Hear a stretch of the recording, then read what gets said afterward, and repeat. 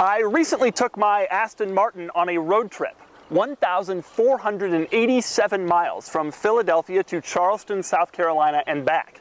With fresh fuel economy measurements, I figured that now is as good a time as any to talk about what it costs to own a used Aston Martin. So here's what you need to know. First off, the trip. A lot of you thought this car wouldn't make it, but make it did. Through Delaware, Maryland, Virginia, North Carolina, South Carolina, all the way to Charleston, and then all the way back. 2 10-hour days of driving totaling 1,487 miles. Now, this is not the first road trip this car has taken where it didn't have any problems. You may remember the first road trip.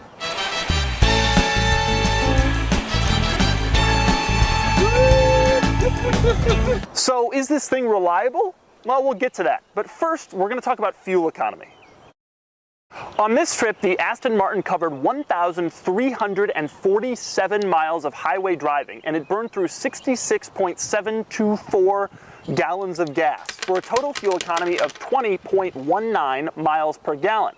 That isn't so bad, especially when you consider that the EPA said that this car only does 19 miles per gallon on the highway.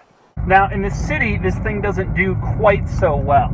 I did 140 miles of city driving on this trip, and I burned through 10.632 gallons of gas, which works out to 13.19 miles per gallon. Not great, but better than the EPA estimate once again, which was 12 miles per gallon in the city. Damn government can't do anything right. Time to update you on my warranty. As you may remember, it goes from bumper to bumper. So here's the deal. Right after I got my car, there was some thermostat issue that cost $738 to fix.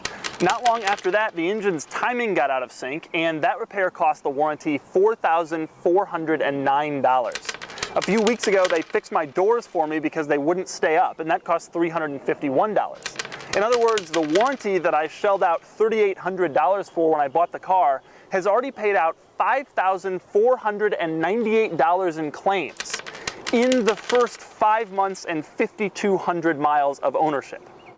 But I don't want to make excuses for this car, but when I bought it, it had been sitting on a dealership lot for sale for 7 months without being driven, which is never a good thing for a car.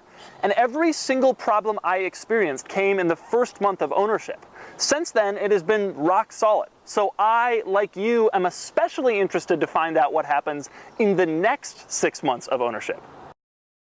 So, what does everything else cost? Well, we'll start with the annual service, which I just completed to the tune of $1,400. Ouch. That has to be done every year or 10,000 miles, whichever comes first. The clutch costs $4,900 to replace. I know this because mine is brand new after I negotiated a deal to split the cost of a new clutch with the dealer who sold me the car.